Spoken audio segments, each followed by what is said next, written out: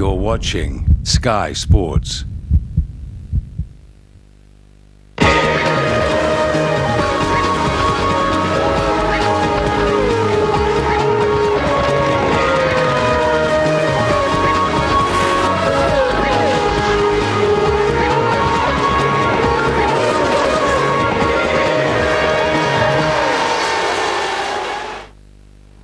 The A1GP Roadshow has rolled into Malaysia, where last year the heavens opened and produced a feature race that separated the men from the boys. The victory goes to Germany. Leading the early charge this season is Team New Zealand, and Johnny Reid will be brimming with confidence after that double victory in Brno. So a fabulous win there for Team New Zealand. Great Britain are lying third, just 6 points behind the Kiwis, and with Zandvoort feature race winner Ollie Jarvis back in the driver's seat, the Brits will be looking to close the gap.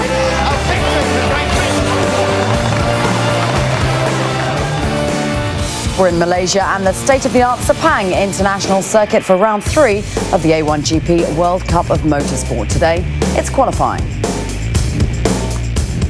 Expect this weekend to be a case of survival of the fittest. Not only are the weather conditions stiflingly hot, 33 degrees Celsius, but it's going to be wickedly humid at Sepang over the next 2 days, meaning that even the most well-prepared and acclimatised drivers will be tested to their physical limits. Wishing he was sweating it out with them, instead he's with us in the studio, Team GBR's Oliver Turvey and our very own motor racing expert, Tony Jardine. Tony, if I can come to you first. We've had an extended break between Brno and this particular race weekend. How best will teams have used that time to gear up for the Eastern Tour of the A1GP calendar? This has been a difficult time for them. No one wanted to lose that particular race from Asia, but they did. And essentially, if you talk to someone like Mark Gallagher from Team Ireland, he says they've literally been kicking their heels. That's the beauty of A1GP. You're not allowed to test the packages. The car arrives as it is. You can't do anything until you get to the track. So they've been kicking their heels, frustrated. So a lot of people are going to be bursting out of the traps, I would expect. Let's just take a look at this points table and where things stand going into this weekend. At the moment, New Zealand, the early leaders, a point behind them, South Africa, Great Britain and the Netherlands equal on points in third and fourth respectively, and Season 1 champions France currently lying fifth at the moment. Let's just focus our attentions though on Team GBR, who are in third at the moment, and ask Oliver Turvey about Oliver Jarvis, who put in a pretty stunning performance in the car yesterday in free practice. He the right choice over Robbie, do you think, to get this drive this weekend? I know it's a tough one, I'm sorry. That's a tough question, but no, he's doing really well here. He was quickest in both sessions yesterday, and he won the first feature race at Zandvoort, so you know, hopefully he can get us into the championship lead this weekend. Very diplomatically held, I thought. Over to you, Tony, though. But Ollie comes in to this weekend in flying form, doesn't he? Oh, sensational. I mean, that is the tough choice that Team GBR have. You know, you've got Kerr, you've got Jarvis, but Jarvis, to me, is so accomplished. He's just won the Macau Grand Prix. That is the World Cup of Formula 3, when all the best in the world aspiring drivers go there, and he cleaned up superbly with Toms. He's doing well in Japan. He's potentially got other offers in Japan with Formula Nippon and so on. And he's driving so well. It must be a tough choice for Team GBR, and hopefully Oliver's going to join them soon and get some rookie running done himself. In the meantime, though, you're with us in the comfort of this studio. Hot and humid conditions out in Malaysia. How difficult is that to operate in, as well as have to think about everything else you have to do in the driving seat? Yeah, definitely. It makes it a lot harder. It makes it hard to concentrate during the race. You know, the feature races are over an hour long, so it's going to be tough to concentrate in those conditions. But the drivers all train very hard. You know, we all work out in the gym a lot, and they should be able to do it. Tony, will conditions have a bearing on team strategy, do you think, where qualifying is concerned? Yeah, I mean, how you use the tyres, the track surface, it's been resurfaced, it's got a variety of corners. And of course, you just don't know when the heavens are going to go open, electronic storms. You take 99 when they first went there on the opening lap in the Grand Prix, both the Ferraris just spun off in a downpour. Anything can happen there, and they've got to be prepared. OK, thanks, chaps, for the moment. So let's get over to the sticky conditions of Sepang to join Lee McKenzie, who's trackside ahead of qualifying. Lee. Thanks very much, Georgie. Hello and welcome to a blisteringly hot Malaysia. It's a little bit different to where you guys are. You'll understand that when I got up this morning, it was already 80 degrees, and that was at 6 o'clock in the morning. Yesterday, track temperature was in the high 40s. today is not going to be any different. But if I think it's difficult for me, imagine what it's like for the drivers. Team Great Britain's Oliver Jarvis joins me now. Ollie, how hot is it in the car? Seriously hot. I mean, when you're going round, it's not too bad, but it's when you stop in the pits, you got the engine heat coming over, and it's just unbearable at times. The thing is, you guys have been going out doing maybe 15, 20 laps. Tomorrow, you've got an awful lot of laps to do, 2 races. Yeah, we've got a 10-lap race in the morning and a 35-lap in the evening. It's going to be tough, that's for sure. You know, in practice, we're in the car for about an hour, but it's only short runs, so I think it's going to be very difficult for all the drivers, but we train hard, so hopefully we'll be okay. Most immediately comes qualifying this afternoon. You've been very fast all weekend. Are you confident about the car and yourself? Yeah, we've been very quick. We seem to have a bit of a problem then in the practice this morning, but I've got to say Switzerland and France are looking extremely fast, so we're going to make a few changes. Hopefully we compete for the pole spot. I must congratulate you as well on that fantastic victory in Macau last weekend. Yeah, no, a great weekend. Hasn't sunk in yet, but you know, straight back to business here with A1. Ollie, thanks very much. Well, it's boding well for Team Great Britain for this weekend, but as Oliver said, it is Switzerland who are putting the fear of God into a lot of the teams out there. Neil Yanni has got previous experience winning here before, but today he was extremely fast this morning, and he seems to go very well at this Malaysian circuit. Not long though till we find out who will be in P1 for tomorrow's races. Back to you. Lee, for the moment, thank you. Mentioned how important it is to be physically fit in order to be in contention here. John Watson's still a fine figure of a man, so we thought who better to road test Sepang. Here's his take on the track. But first, Lee Mackenzie.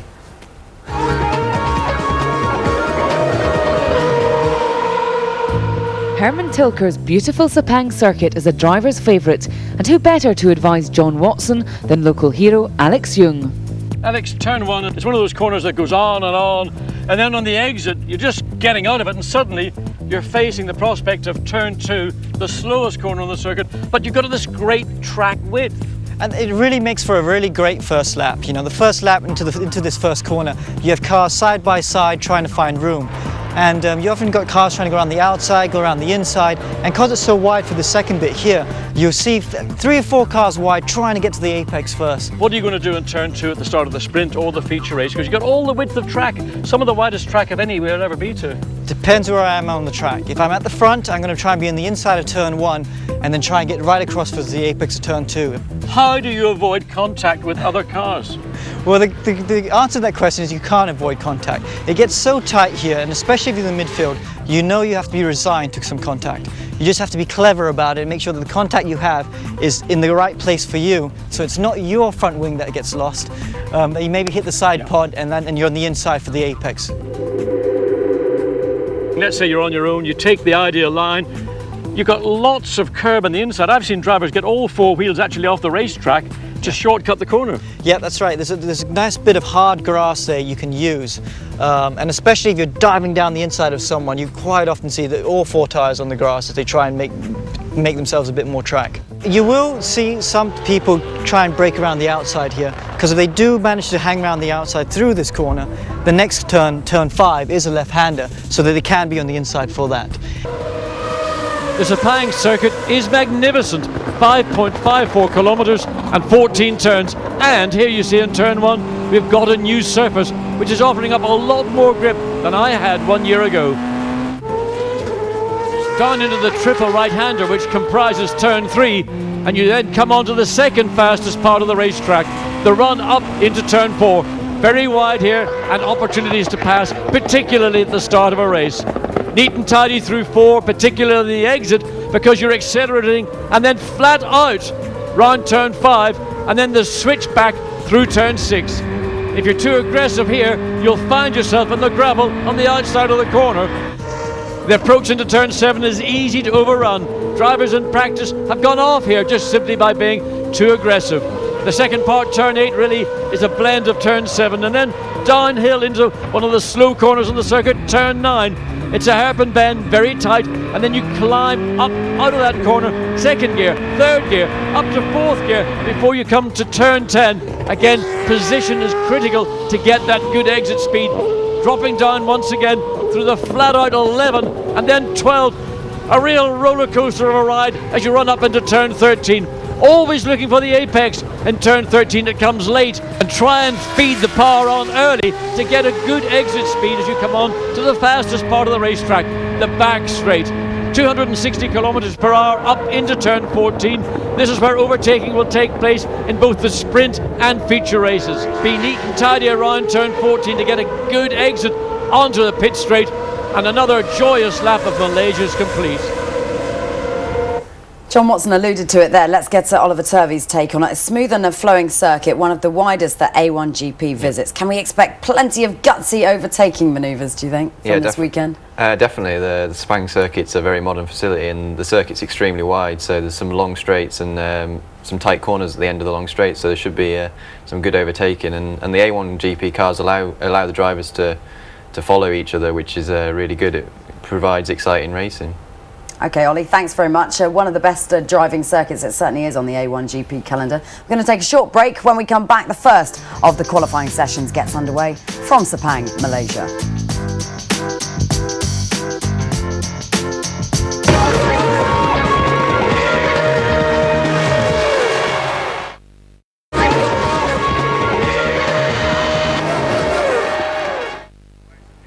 Welcome back to Sepang in Malaysia, just about ready for the first of the 4 qualifying sessions to get underway. Remember that under the rule changes for this season, the fastest lap time from this qualifying session and session 2 will decide the grid for the sprint. Sessions 3 and 4 will determine the lineup for the feature. Humidity factor around about 66% out there. No sign of rain, no forecast intimating that will be the case a little later on either. OK, let's hand you over to our commentators then, John Watson and Ben Edwards, who'll guide you through the early action.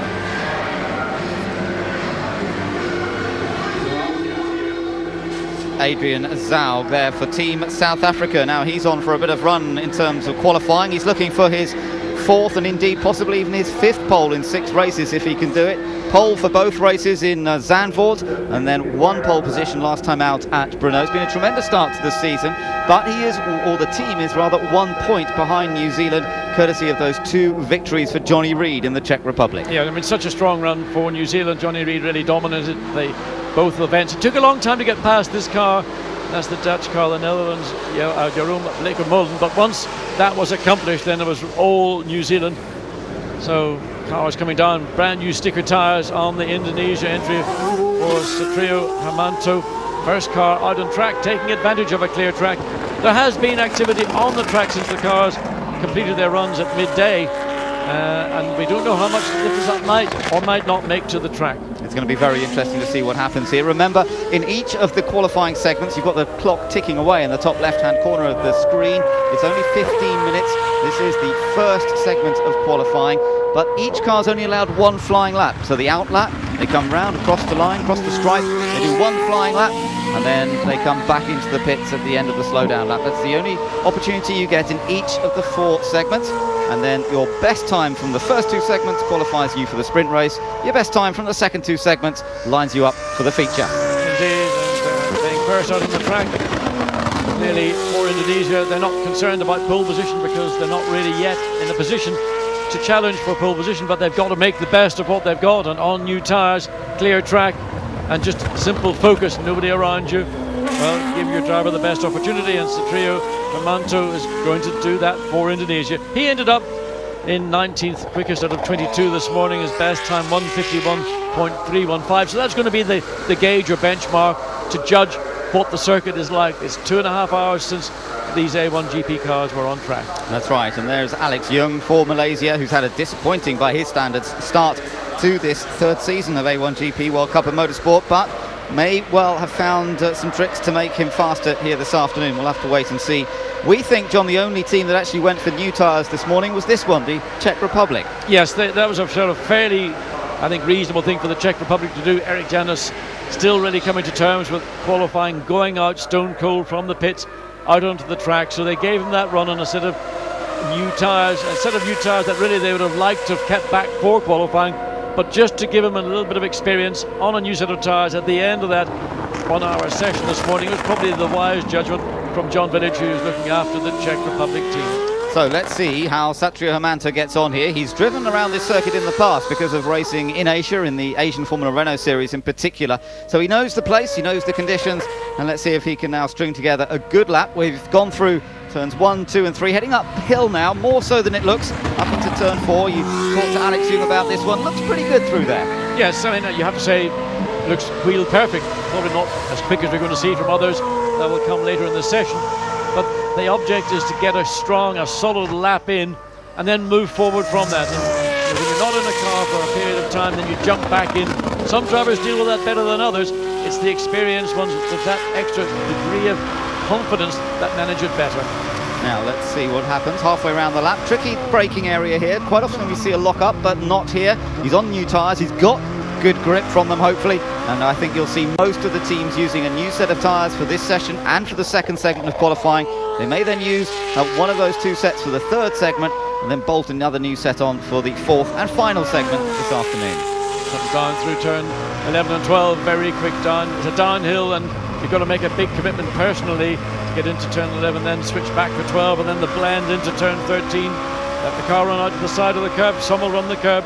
And now I'm onto the fastest part of the racetrack. This is the back straight, Penang straight, up to 260 kilometers per hour. Brake around about 100 meters or maybe a bit less if you're particularly courageous. And then tuck the car in for turn 14, keeping it neat and tidy again. Good acceleration off the corner and your lap's complete. That's a clean lap, certainly from Satrio Hermanto. A good banker lap, if you like, a 1:52.614. And how does that compare with what he did earlier? Well, it's about 9/10 of a second away from the best he did this morning, but again, to be expected for most people. The first run, the first segment of qualifying tends to be slower than your best when you've had the continuity of running over that 1 hour period. Well, we're looking in the Malaysian pit, but we've got news from the pit lane, and I'm glad to say joining Lee McKenzie and Simon Hill in pit lane this weekend, Team Canada's A1 driver, not racing himself, is James Hinchcliffe, and he's got news for us. James. Yeah, well, tire strategy is always very important in qualifying. Essentially, the teams have 3 new sets to run in 4 different qualifying segments.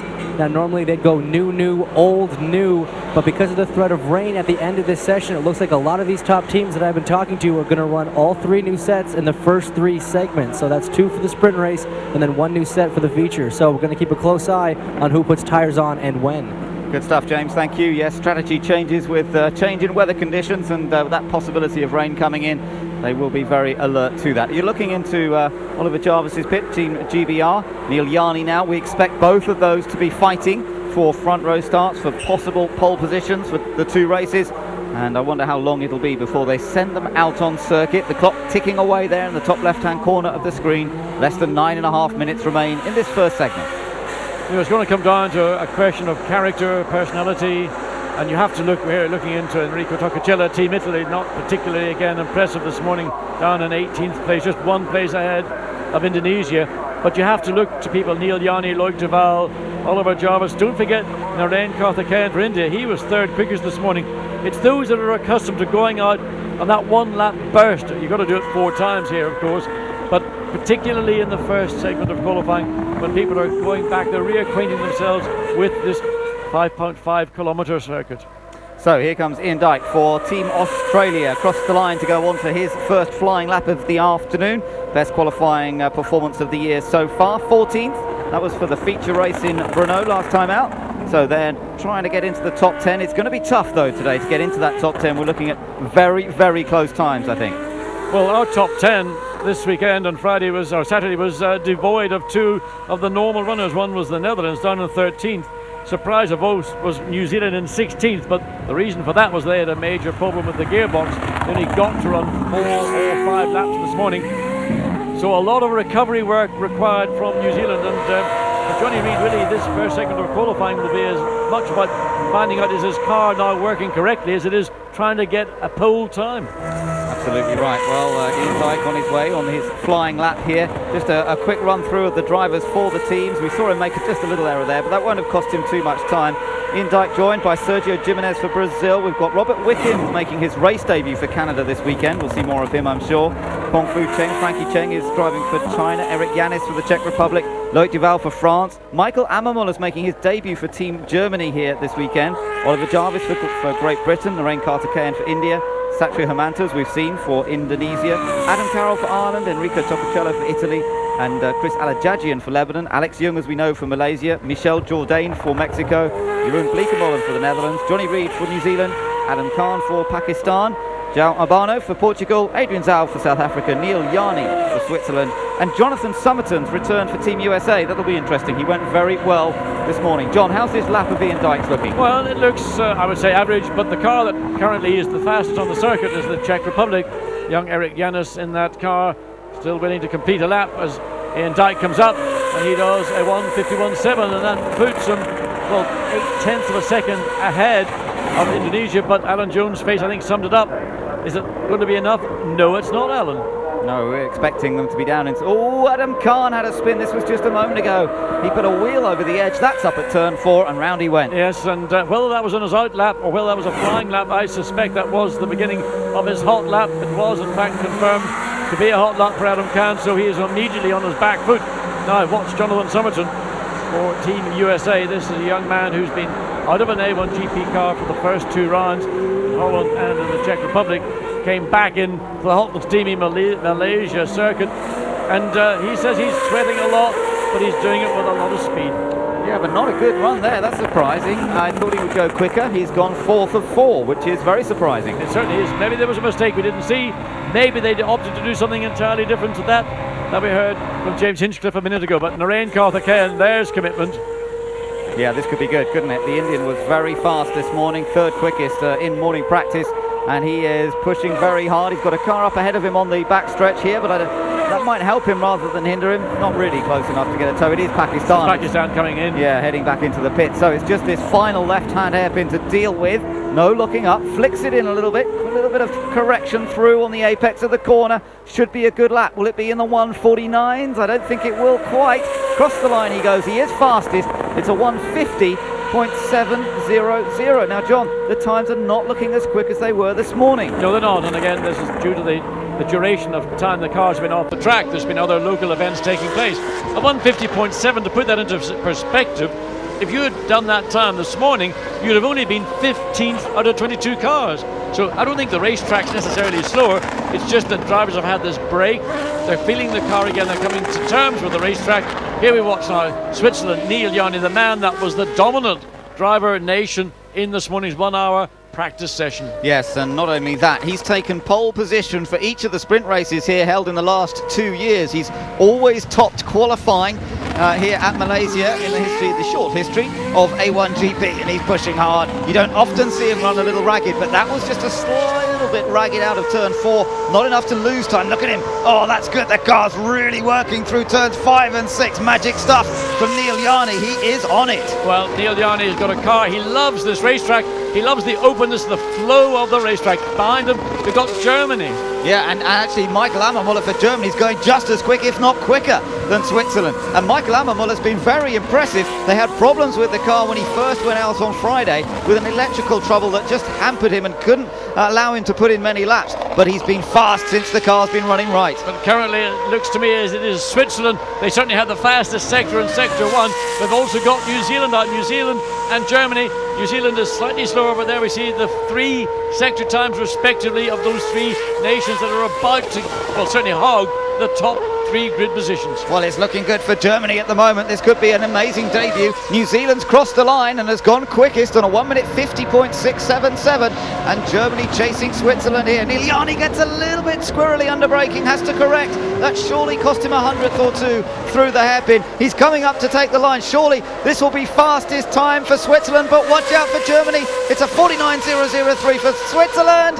And Germany, no, not a 49.976. And that lap from Switzerland is the fastest single lap ever by an A1GP car around the Sepang circuit. He is 0.9 of a second ahead of Michael Ammermuller for Germany in second place.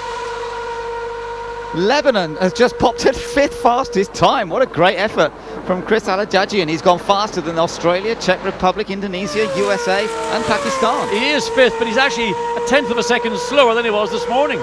What's China here? Frankie Cheng, he's behind South Africa, but Cheng definitely on a hot lap, whereas, yeah, South Africa, I think, is on a hot lap as well. South Africa's on a hot lap, right, and we've got China on a hot lap, so it's going to be a little bit of who's going to take the road, who's going to give way? Well, nobody's going to give way because it's China trying to maximise as much as they can, but the fact that South Africa's going wide way. Well, what's he doing there? I don't know. He's trying to free the car up, but in doing so he lost time. China goes 5th on a 1:50.601, and I think he'll feel an Ireland also running wide. Coming out of turn 13, Adam Carroll. People are trying a bit too hard here. There's no doubt that Adrian Zhao for South Africa tried a bit too hard, and that's really going to hurt him. Now, we're yet to see a couple of quick cars put in their times, but it did look as though Adam Carroll, he's made a mistake. Look at the clock ticking away. Over 2 minutes. Forget this one for Ireland. It ain't going to happen. Well, I don't know. Ireland, the disappointment. Look, you can see in the faces of the team on the pit wall. They didn't see what went wrong. Well, that's what went wrong. Adam Carroll got the car right off the racetrack, almost into the barriers. Oh, he said off the barriers. Well, that's a story he'll relay later to the team. But huge disappointment again for Ireland. What are they going to do? They put in a stunning young Irish driver, and even he's not getting the time. Derry, Czech Republic, running behind Malaysia. What's this all about? Can he get? Yes, Alex Young stays out of the way. Netherlands, yes. Yeah, Jeroen Bleekemolen who's managed to get past the Malaysian car. Malaysia's still on an outlap here, so that won't hurt Alex Young, and he's been very gentlemanly and let the Netherlands through. So they're about 6/10 down at the moment, the Netherlands, on the fastest outright time, so they're competitive for a top 3 here. By the way, Brazil's gone 3rd, Canada 4th, China 5th, and New Zealand currently 6th, but we're still waiting for Great Britain and France, 2 potential pole winners, to get their times in. Oh, 2nd place for Netherlands. Good effort. Good run indeed to get ahead of Germany. That gap still to pull, or provisional pull as it stands right now, with 45 seconds remaining. As we watch now Adrian Zhao for South Africa come down the back straight behind is Brazil. So Brazil have completed their time and wait for South Africa. Adrian Zhao, who one might say, or certainly Frankie Cheng might say, did have an interference with his lap. But Zhao ran wide coming out of this turn at the beginning of the lap. Has it harmed his lap time? I think it did by possibly a second. Yeah, I think you're right. He's 5th fastest. He's 1.3 down from the provisional pole position. So South Africa needs to find some time, but it was definitely a little mistake. Now we're on board with Malaysia. Alex Young, desperate to get the Malaysian campaign up and running on home territory here, and he's going to be attacking. You can bet on that, but the first split is not great. He's a second down. Well, they thought they'd find some time. They've certainly found consistency in the car. Going through turn 6, that's where he ran wide this morning. It's still Switzerland with that dominant 1:49.003. We've got Malaysia out, France are out, Team GBR are out, and Portugal. The final 4 cars running to complete a lap are on the circuit. The checkered flag has been waved, but they are allowed to finish their lap. Interestingly though, none of them have done a quick first sector really, except for actually France has done a good first sector. They're only a 10th or so down on the outright fastest, but Great Britain half a second down. Watching Malaysia, got a car up ahead, got to be careful here. And there's a bad part of the racetrack to catch, but pulls over to the left-hand side, and that in fact was the France car. No, I think it was Netherlands actually. Yeah, it was Netherlands who he had let past the previous lap. So France and the Netherlands. Yeah, what goes around comes around. He was kind to the Netherlands last time, so Jeroen Bleekemolen returned the favour. Down towards the final corner then, and Malaysia, followed by France. This is going to be a fast lap by France. Netherlands has gone second, by the way. Their lap before that put them into 2nd place, but it could be under threat from France here. Let's just see what happens. Across the line they go, and it's France, yes, into 2nd place. Netherlands pushed back down to 3rd, only 69 thousandths behind. Great Britain only 9th. Now well, that is a surprise. That is a disappointment. One has to assume that Team GBR has opted to run on a used set of tyres, unless we don't know whether there was traffic for Oliver Jarvis, or we don't know whether there was a mistake from Oliver Jarvis, but whatever it was, and that is that it? Yeah. It is indeed a mistake coming out of turn 8. It was turn 7 into 8 that caught him out this morning, and Oliver Jarvis gets it wrong in the exit of the corner, and that's where that time went. He is 1.6 seconds down on Team Switzerland. There's Tony Clements, who came here expecting to see his car potentially doing a top 3 time, finding themselves down in 9th place. But look behind him, John, the same lap time, identically the same lap time is New Zealand. So yes. Johnny Reid hasn't performed in this one either. I have to say that for Johnny Reid, of course, he didn't get to run this morning outside of 5 laps, had a technical problem. So in some respects, running in this segment of qualifying for the sprint race was about finding out where are we in relation to the rest of the field. Well, that's a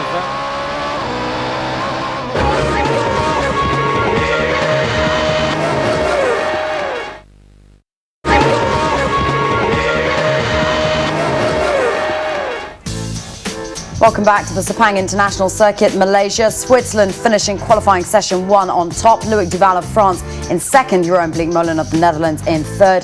Team GBR currently sitting in ninth spot. With session 2 of qualifying just about to get underway, John Watson and Ben Edwards will guide you through it.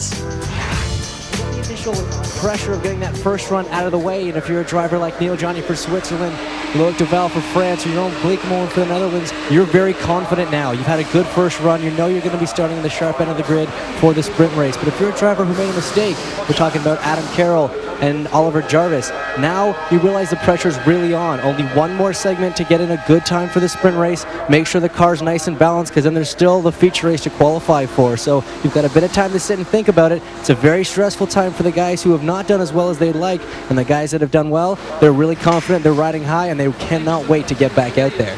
Thanks, James. And doesn't it seem to come round quickly? With this long lap, John, it can be 2 minutes for a car after the checkered flag to finish a lap, then another over 2 minutes to get back in the pits, and suddenly the interval's over and we're into the next segment. Oh yeah, I mean, I'm just sitting looking at some of the cars. They're barely being pushed back into their garages, and suddenly it's green flag for the start of the second segment. So people such as Indonesia, who went out early, they're sitting there very comfortably. It's Adam Khan for Pakistan who's opted to come out first, and understandably Adam made a mistake on his flying lap. He lost it on the exit of turn 4, just round the curb, and too much throttle. So he ended up slowest of the 22 field. Ireland 21st. Adam Carroll went off on the exit of turn 13. So two drivers have got to do a lot to redeem themselves with their teams for this sprint race. Great stuff. It is exciting. And there's another one with a surprisingly slower performance than expected. It is Team New Zealand there with Great Britain, the two of them 9th and 10th potentially on the grid. Team India heading down the pits and put in an early time, and he's going out early again, which is interesting. Only 11th so far, and I tell you what, good effort from Chris Alajajian behind in 12th place for Lebanon. That really is an outstanding effort by the young man who's only raced the A1GP car once at Zandvoort. He got out on track, clear lap, seized his opportunity and has benefited from it as we watch India go back out. Just looking at the India tyres, I wasn't sure that those were not the tyres that he just completed his run on. As James Hinchcliffe from the pit lane pointed out to us, most teams are going to opt to go new, and then the best of the rest for the final qualifying segment. I just wonder whether that's the case of India. Maybe they feel that there's still enough life in that tyre. We've certainly seen the tyres perform superbly, that even on lap 20 we saw Jarvis on Friday do the fastest lap, and then the tyres that were used in Switzerland, who'd done more than 20 laps, were the tyres that gave him that single fastest lap this morning. Team Germany with their new driver on board, that is Michael Ammermuller. He's very experienced at the sort of levels around this level of motorsport, fast, powerful single-seaters, but he's had a bit of a tough season. He broke his wrist right at the start of the season. That put him out of action for a while. Came back in, didn't really get the momentum going in his season, didn't really get the results that maybe some people expected. Now he's got a big opportunity, and I tell you what, he's grabbed it with both hands, currently 4th quickest. And I think quite rightly too, because I think that there is a possibility, and I only say that just purely judging it by myself, that Michael Ammermuller can do a strong job, especially when it comes to racing, and that's maybe where a little bit of Christian Vitoros' vulnerability has come from. He's not maybe had the best of the events that he's been in terms of race performance. If he can deliver strongly for Germany, it's not beyond the bounds of possibility that Michael Ammermuller may end up being in that car on a more regular basis. Now, can Narain Karthikeyan see what he can do in qualifying here? His best qualifying performance so far this year has been 9th on the grid. He was 5th on the grid at a couple of events towards the end of last season, both Shanghai and Brands Hatch.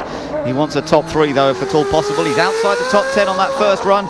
You can bet he's going to be trying hard. But he was trying hard on the exit of turn 2 as he ran out to the edge of the track. You could hear the wheels catching the curb and just a slightest bit of wheel spin. So up into turn 4. Easy to run, too deep into the corner and miss the apex. It's a corner that's very simple, straightforward corner. So therefore keep it simple. Don't try and be too tricky. Here's where you can make up the time, and that time will be made up if you've had a good exit out of turn 4. There's just a little feather of the throttle in between the two corners, 5 and 6. Now he's flat out, of course, hard on the brakes here. 4th gear. He locked it up too. That inside wheel, just you saw a whiff of smoke on that right front. Still in 4th, up to 5th, briefly down here. Not quite long enough straight to be in 6th for very long. He's back down the gears into 1st gear for this left-hander at turn 9. He certainly does clatter it down the gearbox, doesn't he? I mean, you can really sense that Narain Karthikeyan has got two methods of braking a car. One is by using the brake itself, and the other is just whacking it down. And remember, paddle shift gear changes just keep pulling it until you get the gear you select. I don't know why he's using first gear. Most people appear to be using second. Yeah, that's right. A little bit of a lift going into that fast left-right. I'm not sure if anyone's going to be flat through there or not. And he's a bit of a slide on the exit there. Not as much of a slide as Adam Carroll had for Team Ireland in that first segment of qualifying. This is still looking like pretty good lap. Pakistan's just gone through, by the way, and has improved their time quite considerably, obviously, after that mishap earlier. Lock up on the inside there for Team India, but he still managed to make the apex. That was the crucial thing. That actually won't have cost him too much time. Across the line he goes, and he goes fifth quickest, a 1:50.2, half a second better than his previous lap. Yes, I think he'll be pretty pleased with that lap. So let's look again as he comes into turn 13 and gets the car in. One of those corners, you approach turn 13, it's a long approach. There, the back of the car, and again, you shave off the tenths, maybe the thousandths of seconds by just being a little bit too greedy. And again, further in the lap, earlier in the lap, that was going into turn 7, where he just caught the front wheel, then released the brake and had a pretty good exit. So if you take out all those little errors that Narain Karthikeyan let creep into his lap, you maybe could have taken a couple or three. He could have done maybe a 49.9. Yeah, he could well have done, but as it is, it's a 1:50.2, fifth quickest currently. It's still Switzerland on top from their earlier time. Second place France, only 69 thousandths of a second behind. Then the Netherlands, Germany, and now India. Brazil next up, then South Africa, Canada, China, and Great Britain and New Zealand. Now, back out comes Team Ireland. Mistake made by Adam Carroll on the first attempt. This is where you prove your mettle. To see whether he can pick up the pieces after what's been a difficult weekend so far and suddenly surprise everybody. Well, he's suffered physically. He's had a head cold and congestion in his sinuses, so that's been very uncomfortable, of course, in a very warm climate. The humidity very high, and also he had a difficulty with seats. They had in Brno, he had a problem with the seat, then he made a new seat for here, and then that didn't work, so I had to do it again last night, and it's just been on and on and on. And what Ireland are hoping for is the true potential of Adam Carroll, who we know is a winner in Formula 3, a winner in GP2, to become a winner for Ireland in A1GP. And whether it'll happen here this weekend, well, certainly in terms of racing skill and ability, Adam Carroll has a lot of people here beaten. Right up to the end of the long start-finish straight, we're riding with Satrio Hermanto for Team Indonesia, and he's on to his second flying lap of the afternoon. Again, he's quite a tidy driver. He doesn't look as though he's overawed by the power of the A1GP car, despite it being the most powerful thing he's raced up to date. Well, if you saw him walking around the paddock, you think he was a student. You'd never thought in your wildest dreams that driver, or that man, is a racing driver. He's got that sort of very sort of studious, clerical look about him. But in the car, his driving reflects a lot of his personality. He's neat, tidy, and probably quite fastidious about it as well.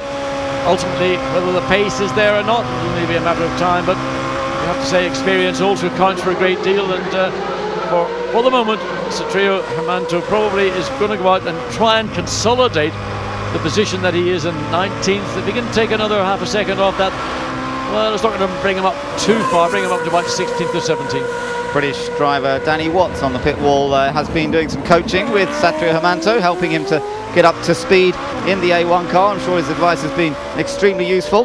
Well, Danny Watts has been driving an A1GP car recently. He's been doing some driving with these ethical fuels to try to get some mileage on one of those units.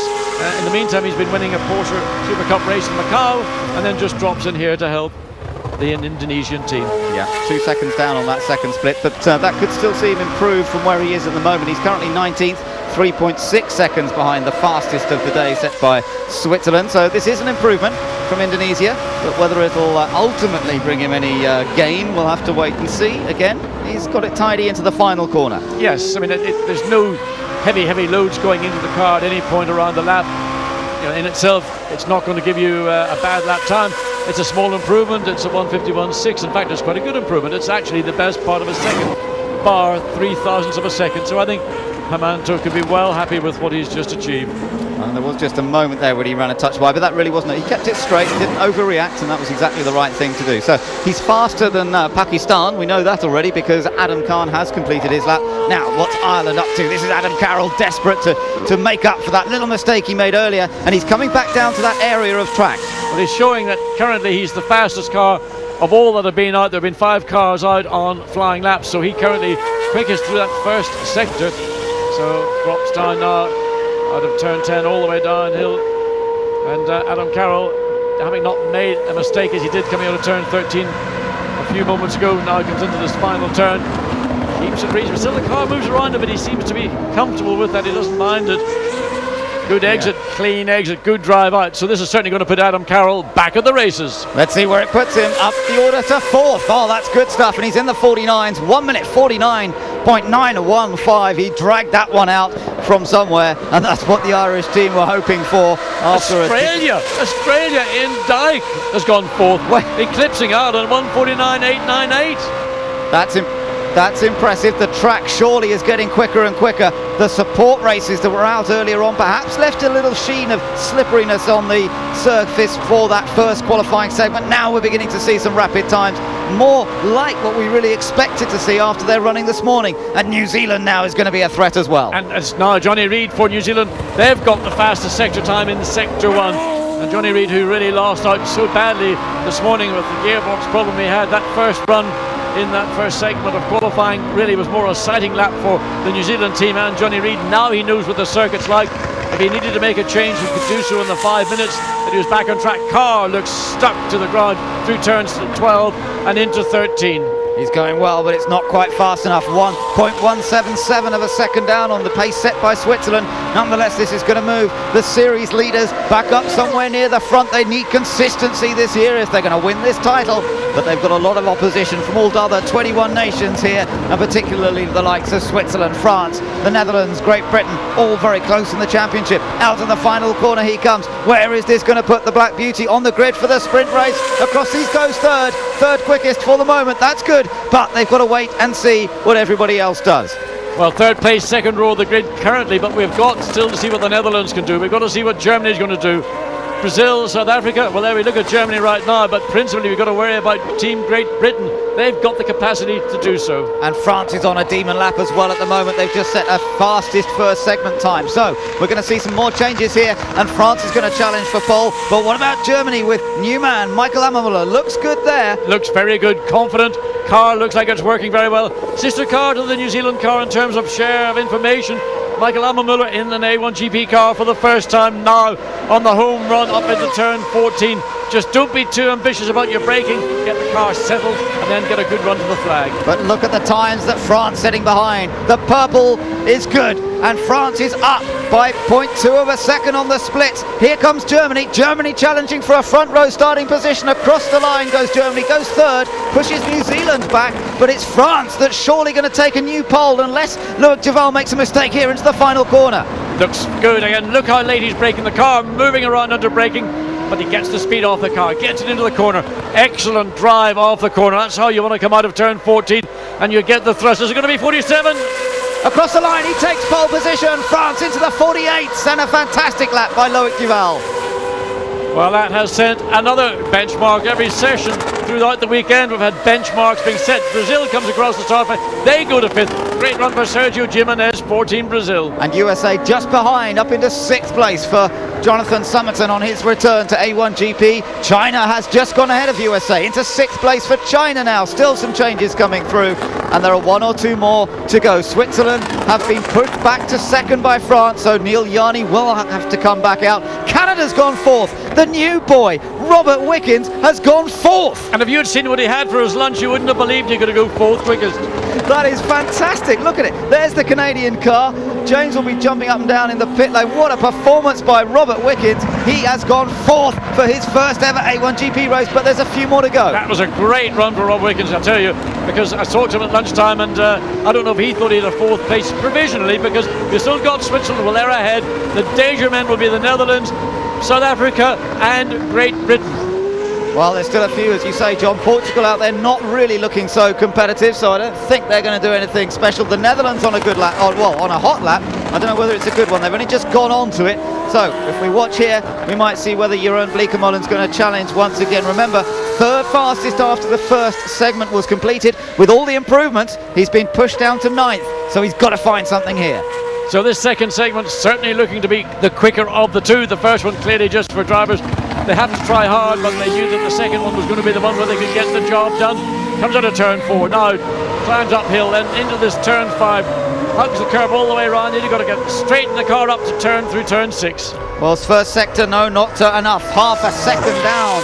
It's a green, it's not a purple. You look for the purple. That means that somebody's up on the times that have been set so far. This is on board with Great Britain. And wait to see what the segment time is. Absolutely. That gives us the first segment, but the overall compared to Switzerland is what matters as well. No, he's 2/10 down. Yeah. So he is going to move up here, Great Britain. Remember, he's been pushed well down. He's in 16th at the moment. Switzerland's 15 thousandths of a second down. So it looks as though France might hold on to pole here, but Neil Yarney's going to give it his all for Switzerland. Great Britain also going for it. Oliver Jarvis on the back of 7/10 down to the Netherlands. Yeah, Oliver Jarvis on the back of that tremendous success at Macau last weekend in the Formula 3 event of the year, if you like. He took victory there. Now he's got to readapt to an A1GP car. Couldn't really be more of a contrast. A1GP car on one of the widest circuits that the cars come to throughout the entire season. He's still going well. 2/10 down at the moment. It could be enough for a second row starting position. Well, look at Switzerland coming into turn 13. So we've got Neil Yarney for Switzerland, Oliver Jarvis for Team GBR. Good exit. Jarvis just ahead on the lap, ahead of Switzerland. So it's going to be GBR come across start-finish line before Switzerland. Currently down. Team GBR currently down. And I'm looking to see where they're currently down.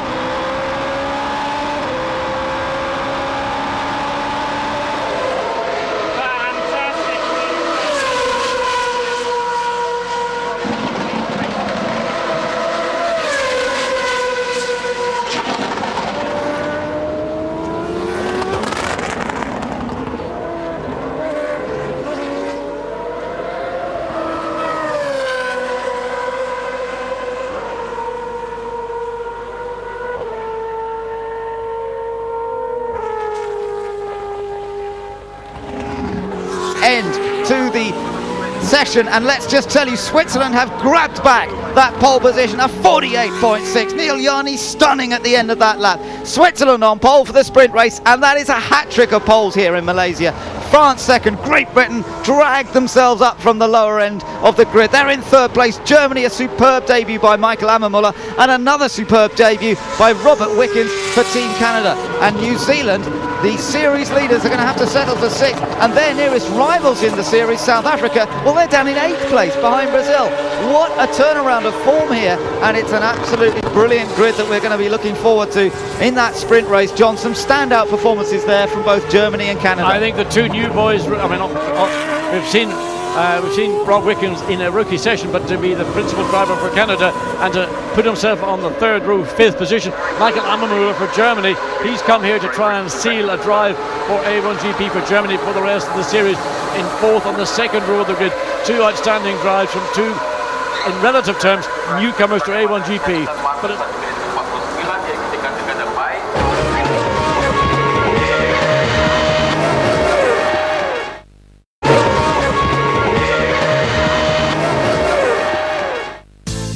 Welcome back to Sepang. A hat-trick of poles now at Sepang for the Swiss driver Neil Yarney. France and Loic Duval back in the car lineup in second for the sprint race tomorrow. And GBR will start in third. Session 3 of qualifying from Malaysia just about to get going. Remember that under the new rule changes, the fastest lap time of session 3 and 4 will determine the feature race grid. Over to John Watson and Ben Edwards for more. Concentration, the sprint race grid is sorted, but now, John, they've got to think about the feature race grid. yes, I mean, you come in and you sit down, you saw Neil Yarney just looking at a little handheld screen there, just thinking, well, I've done this, and I've got to go out and start thinking about doing it all over again, not just once but twice, because we've got 2 more qualifying segments coming up. These are for the feature race. This is one of the major changes between the first 2 series and the third series. So you've got standalone qualifying for both sprint and feature. And for the sprint race, well, it's been dominated by Neil Yarney for Switzerland, along with France and GBR and Germany on the second row. It could be a football match the way these teams are lined up. Indeed it could, but it's proving to be so close. Jarvis's car being pushed down the pit He lane had to now. go in for mandatory random scrutineering. You know, the last thing you want to do is you come in, you've only got 5 minutes between the flag falling and the track being opened, and that could take 3 or 4 minutes, and those minutes are precious moments. You want to get your car straight back in the garage. If you want to make a change, now you're slightly compromised in the time that you've got available to make those changes, or certainly initially discuss them and then make them. Let's get down to the pits, and Simon's got some news for us. Simon. Had a quick chat with Paul Bellringer, who's team manager at Team GBR. just to ask where that time came from. Obviously a little bit of a disappointing time for Oliver in the first session after the form that he showed on Friday, and he said, well, quite simply, we told him to get his finger out, and he obliged, but also they made a couple of changes, and they're reasonably confident that they're going to be able to improve even more in qualifying for the next run. Thanks very much, Simon. Simon Hill, Lee Mackenzie, and of course James Hinchcliffe in the pits with us today. And it was interesting as they were pushing down. I noticed James had his head in the cockpit there, chatting away to Oliver. And I'm going to throw back to you, James. What on earth were you saying to Ollie then as they were pushing the car down? Well, I just wanted to get Oliver's reaction from the helmet. He's pretty disappointed with himself in that first run. He did manage to pull it out a little bit in the second run, but again, he's just so shocked at how quick Neil Johnny is in that first sector. He's losing a little over 2/10 to him there. He knows he needs to really pick it up, so that's what he's working on. They're going to work on the car a little bit, but more importantly, Oliver thinks that they're going to find this time within himself. So he's really pushing from inside the cockpit. Very difficult situation for him, but this is the kind of situation that he loves. Great, thanks James, and certainly he's an honest driver about his own performance. John, now if it's the first sector of the lap, where is he going to have to try and find the time? Which corners do you think are crucial there? Well, to me, the corners that you can lose time in most easily are the slow corners. If you try to overdrive them and the car moves around too much. So going into turn one, it's a very long corner there. We see Pakistan going through it, and then this little sort of sprint, then the dive down, and it's much more acute than it is. You see when you walk it, than you see it on screen. Through here, this is all flat out. This is nothing gained, nothing lost. Going uphill there into turn four, if you overbrake or you overdrive the car, you can shave a tenth or two off a time. So really it comes down to the tenths of seconds all around the racetrack, and I mean 2/10 of a second in one segment might not seem a great deal of time, but if you're the person that's down 2/10, the advantage will be 2 seconds, and how you find it without making a significant change to your driving style or approach to that segment is something that only you can work out. You'll feel it in the car, you'll feel it through the tyres, and that's really where the message will come from. Now these guys have got some work to do. What is happening here? They've got to think about this a little bit. Adrian Zhao doesn't seem to have got himself dialed in just yet into this circuit. And of course Team France, Team Switzerland are right up front, and yet Team South Africa, who certainly share information with France, not quite as well up. He's in the top 10, but he'll be hoping for more for this feature race. I mean, it's basically throughout the weekend of the 3 cars that share information, the South Africa car has been the one that looked the more recalcitrant, hasn't been as generous to Adrian Zyga's, the France or the Switzerland car have been to their respective drivers. Now, every driver's got a different style, different approach to driving. Some want a car that turns in the nose, some want a car that's got a lot more stability in the rear of the car. You work within a sort of certain number of parameters, but 3 cars may well have the fundamentals, but not the actual, they're not facsimiles of each other. Absolutely, they've got to find their own way of doing it, and each driver, of course, slightly different, so style comes into it. We're watching the Indonesian car once again, Satya Hermanto, who put in a respectable performance in those first 2 sessions. Now let's see what he can do in terms of qualifying for the feature race. You've got to forget the sprint race now. That is done and dusted. You cannot change that now. It's sorted. All you can do as a driver is focus on driving well and get a good grid position for the long feature race, which also involves pit stops. You could argue, perhaps, John, that qualifying isn't quite so critical in the feature race, but at the end of the day, in evenly matched cars, it's still just as important.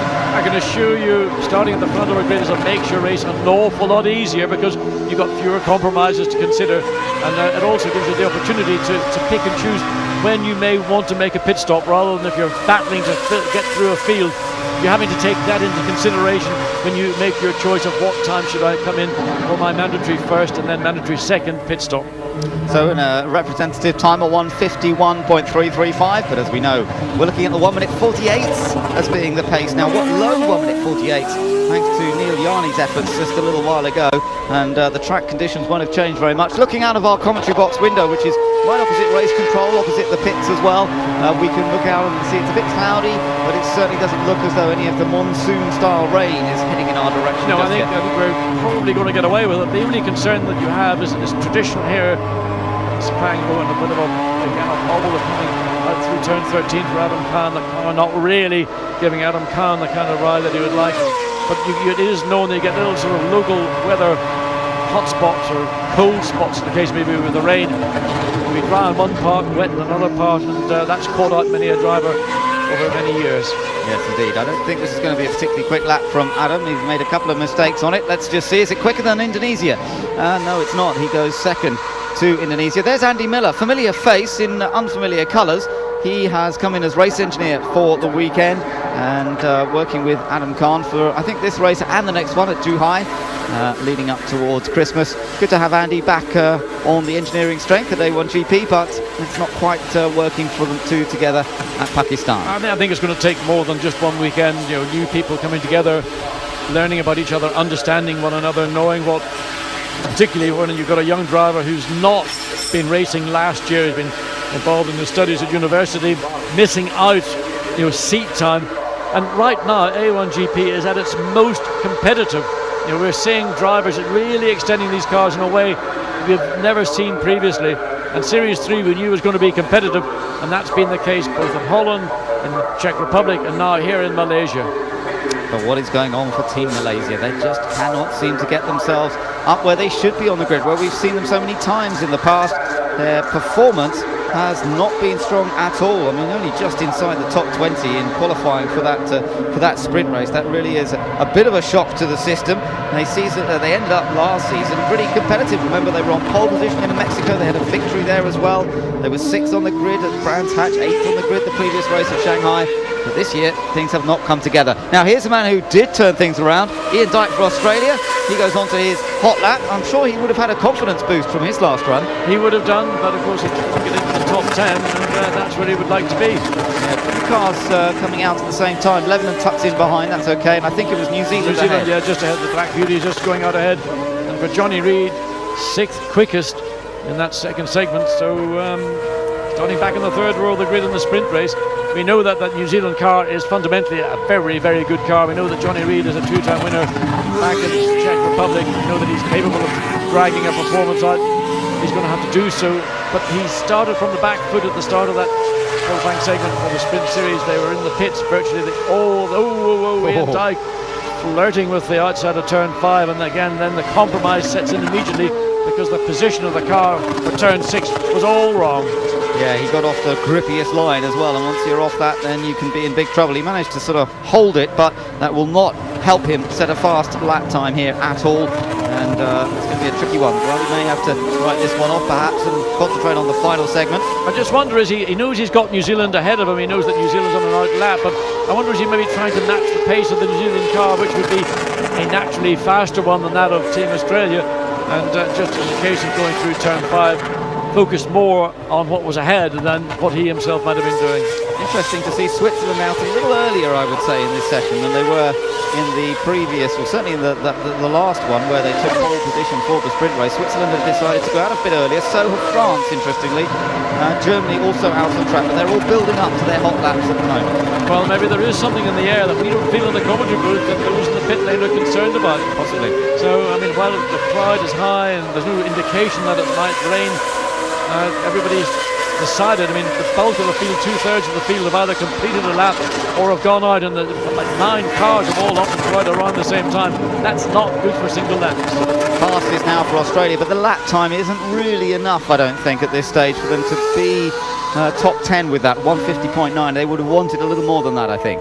Oh, I think so. I mean, that is what's over 2 seconds away from the time that Neil Yarni for Switzerland achieved qualifying for the sprint race. 2 seconds. There's an awful lot of cars can fill the gap between where Switzerland were and 2 seconds.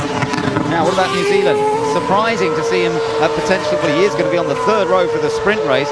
Can he move up a little bit? He was on the front row here last year, so Johnny Reid needs to find a bit of pace. Looking good at the moment. Yeah, we've got China ahead, and one would expect the New Zealand car to run down China. Frankie Cheng's been very strong in fairness to China, but you don't really want a car as close as this when you're trying to focus and achieve the maximum from your own car. China on an out lap, so it could hurt New Zealand this. Yeah, is he going to get out of the way? He does. And Johnny Reid does slip through, but that might just have cost him a few thousandths of a second having to deal with that situation. Looks good there. Now he's got the fast flick, the left, right. That looks pretty committed to me. I mean, the car looks very good indeed, and what a shame that New Zealand had to spend so much time in the garage this morning. Johnny Reid, and he uses the car so nicely. He drives the car in a lovely, fluid manner. Doesn't overwork the car, but maxes out on all its potential. Certainly of the people who set a lap or who are on a lap, he's the fastest, but we're waiting to see what some of the others can do behind. And Germany's actually gone slightly quicker in the first sector of this lap. So here comes New Zealand then, their first run in feature race qualifying. Across the line, he goes quickest for now. It's a 1:49.6, but again, he's some way off the time set by Switzerland earlier on in sprint race qualifying. Again, 3 new sets of tyres, and then you've got to use the best of the rest. Here we see Michael Ammermuller for Germany. He had that fastest sector time in sector 1. That's now been eclipsed by Brazil. Sergio Jimenez for Brazil has gone fastest in sector 1, and by a substantial margin. New Zealand currently quickest, Lebanon currently second, and Australia third, but only 5 cars, only 5 nations have set a time so far. And be interesting to know if they are going for the new tyres in this third segment of qualifying. I'm not convinced that everybody has done so, because Brazil is still quickest in that first segment. We've had France go through a tenth of a second down, Ireland over a second down. So it's probable that many of the teams have opted to run the tyres they ran in that second segment here in the third. Here comes Germany. Is it enough to go fastest? Yes, it is. A 1:49.293. It's another good lap from Michael Ammermuller, but behind him is still France and Switzerland about to come across the line. USA's just gone third quickest. Here comes the Swiss car. Can Neil Yarni do it again? Take pole for not just the sprint race but the feature race across the line. Yep, he's fastest for now. A 1:48.425. Brilliant. By 8/10 of a second, way ahead of the entire field. Brazil end up in 5th. They had a strong run in that first segment, but they lost it throughout the rest of the lap. Here comes France. Now, what's France going to do? France goes second. Oh, it's close still between Switzerland and France, but he just can't quite beat Neil Yarni here. No, Duval's done his best on that one, but Neil Yarni for Team Switzerland holds it. India has gone 5th quickest now. India 5th fastest, just ahead of USA and Brazil, with Portugal in 8th place, Lebanon 9th, Ireland up to 3rd, and that's a 49.2. Well, I tell you what, there'll be a big sigh of relief in the Ireland pit if Ireland can retain somewhere in the top 6.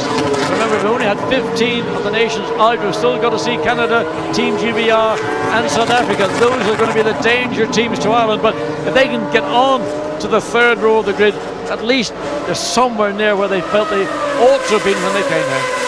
So another couple of cars go on to their hot laps. Mexico, the Netherlands, the Czech Republic and Canada. Keep an eye on Canada after Robert Wickens' impressive 5th place on the grid for the sprint race. There he is. This could be another quick lap from the youngster.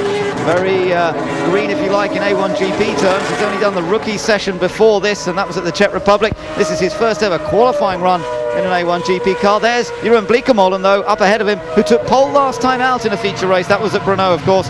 And now he wants to see if he can dial the car in and get another pole here at Sepang. Seems that the car set up the back, moves around a lot. Some other the cars coming out of turn 4, you don't see that slide under power that you're getting from the Netherlands car. Again, that goes back to the individuality of the driver, his particular preference and how he likes a car to respond to the steering wheel and to the throttle.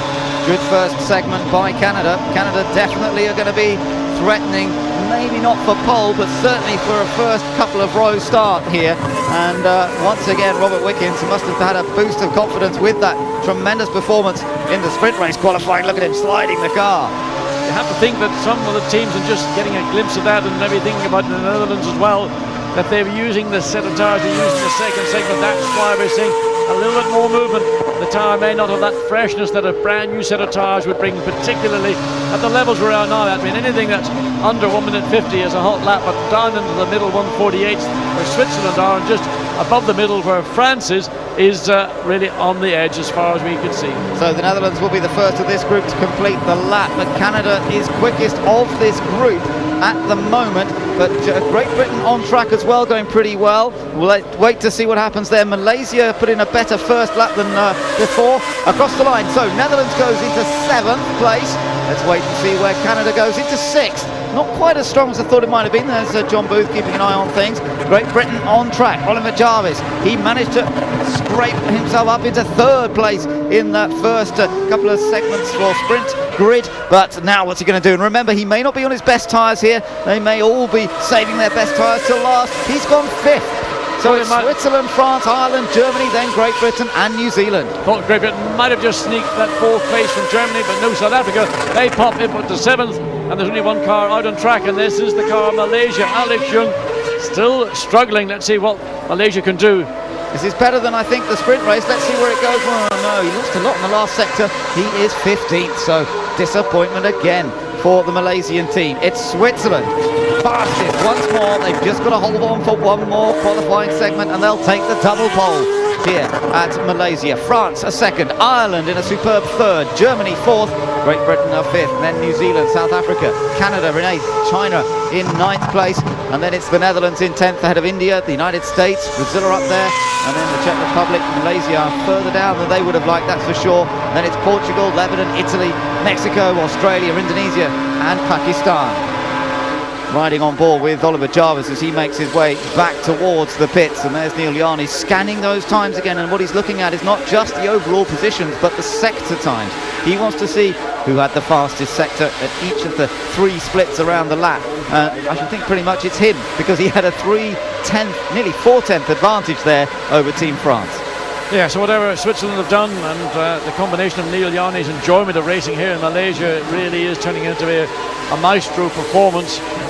And France again shadowing Switzerland throughout, but the gap 3/8 per second. Confirmation of that is Switzerland, France on the provisional front row for the feature race, then Ireland and Germany, Great Britain and New Zealand, with the South Africa and Canadian cars behind. Then it's China and the Netherlands, India and the United States, potentially starting in 12th place. Behind them, Brazil and the Czech Republic, followed by Malaysia and Portugal, Lebanon ahead of Italy, Mexico, then Australia, Indonesia and Pakistan.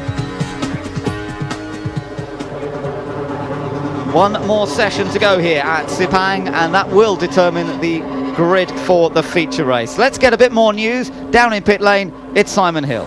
Well, the majority of the top teams seem to go out on used rubber and tyres that they had used in one of the first 2 segments. The obvious, the notable exceptions of the cars that I saw were India and Team Ireland were definitely on new tyres, as I believe were also Team Mexico. And you would have to look at the time that Neil Yarney set and wonder if that was a set of new tyres as well. That could be really significant, because Team GBR and Team Netherlands both look very, very confident about their final run on their new tyres they have left. Over to you, Lee. Thanks, Simon. Yeah, well, Team Switzerland do still have a set of new tyres left, as do Team France. There's tremendous rivalry up here between these two teams, who are in next door garages to each other. There's plenty of heads popping round each other's walls to find out exactly what's going on. Also, Team Canada have a new set of tyres. Team Ireland did do that run on their final set of new, so they'll be doing this session on old. Back to you, Ben. Thanks very much, Lee. Good information there, and that means that Team Ireland's at 3rd place could come under threat in this one, John. Yes, there's no doubt it's going to be certainly challenged, but the strength that we're seeing from France and from Switzerland, also Team GBR are going to be in the mix, is going to be an interesting. Ireland could, if they have a lucky break, they could certainly end up on the 3rd row of the grid in 6th place, but you've still got New Zealand and well, South Africa, Canada, hard to judge where they will be. It's going to be very, very close. China's Kung Fu Cheng, Frankie as he's known, looking a little bit thoughtful, a little bit pensive before this final segment of qualifying. He's down in 9th place at the moment, knows he has to find a bit, but if he has got tyres available, there's every chance to move up. Yes, talking to Mark Hines, who is giving a little bit of assistance to Frankie Cheng, qualifying is the area that they're trying to get Frankie to focus on, and trying to realise that the car will be with you. He's a superb race driver. We saw a wonderful race from him in Brno in the Czech Republic. It's that confidence getting into the car, going out, and you're out lap, and then nailing that car for that one explosive lap. And that's a skill that some drivers have. It comes from experience as well. Right, the hooter sounds the final segment of qualifying to get underway here. Nobody's rushing out onto the circuit. Team Lebanon are under investigation for some misdemeanor, maybe a minor one, might have been speeding in pit lane, could have been anything really, we'll find out later. There is Chris Alajajian. I think he's doing very well at the moment, 17th potentially on the grid for the feature race. And of course Lebanon yet to score any points in A1GP World Cup of Motorsport, despite being one of the stalwarts of the series. Indeed, and it's getting tougher. I mean, the best time to score points in any championship, any series, is at the instigation of that. But as it becomes more and more refined, and the cream of the crop tends to come to the top, and that's what we're seeing. So a lot of work for Indonesia, but with Chris Alajajian in the car, they've got a driver who potentially could see them, finish in the top 10 at some point, and that would be a great result. It would. It'd be wonderful. It'd be some big celebrations if he could achieve that. and he's certainly developing well. I think shows a lot of promise. So it looks like Indonesia have saved their new tyres. Those are looking pretty good as he heads down the pit lane. And Satrio Hermanto, he's last but one at the moment. He's ahead of Pakistan. It's a nice little battle going on between those two nations, actually. They're very close on times. There's 0.3, is it, of a second between them? Yeah, and they're also playing cricket, by the way, at the same time. So they haven't seemed to, they can't separate themselves. Absolutely. There's looking down to the Lebanese car. We've got a bit more news on Lebanon, though, with Simon Hill. Simon, what can you tell us?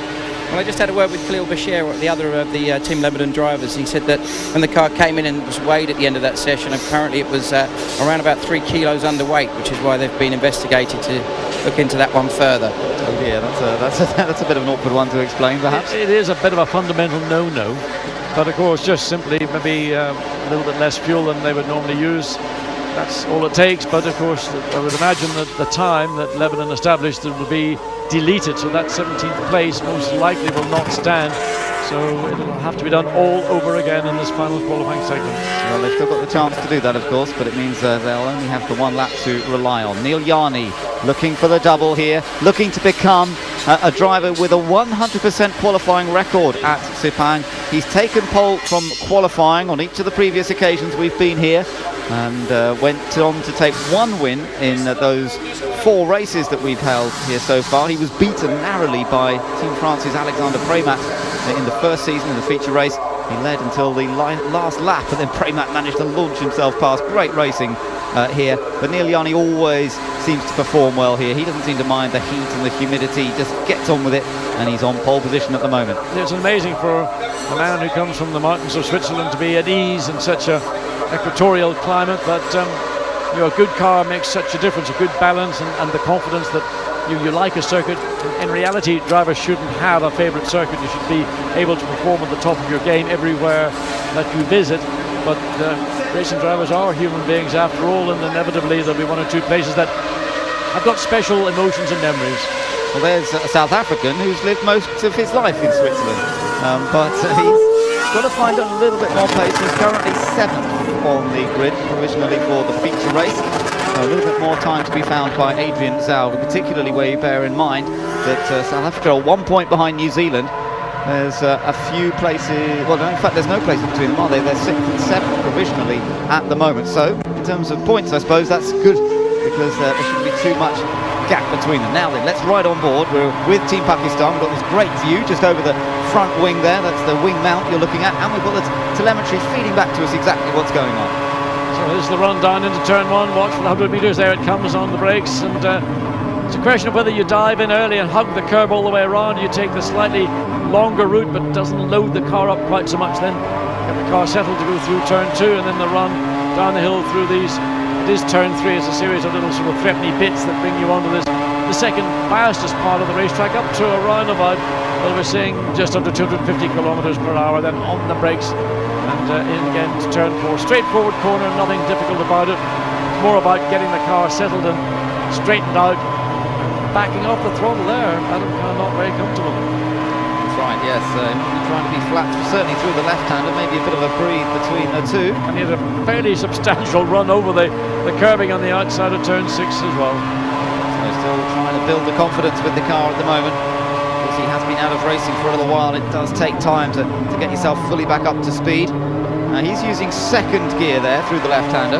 Yeah, I mean, when I did my track analysis laps, I was using 2nd gear as well. I don't know whether, in the case of India, where they were using 1st, they may have a very long 1st in to try and get the gap between the 1st and 6th gears as close as possible. It's something that some drivers may prefer. And now into the penultimate corner of the lap. This is a crucial one, leading onto a long straight as it does. And then here we go. It's just all about horsepower now. And of course, all these cars are identical. They've all got exactly the same horsepower. They do. But Adam Khan has got a fresh engine and needed an engine change overnight. So he's got a brand new spanking 3.4 litre A1GP engine built by Zytec. So on that side of the operations, he's got as good as it gets. Now the target is Indonesia. Is he going to go faster? No, he doesn't, because Satrio Hermanto has gone a little bit faster himself. So Indonesia will stay ahead of Pakistan, and there's not quite the improvement that they were hoping for. Meanwhile, here comes India on track.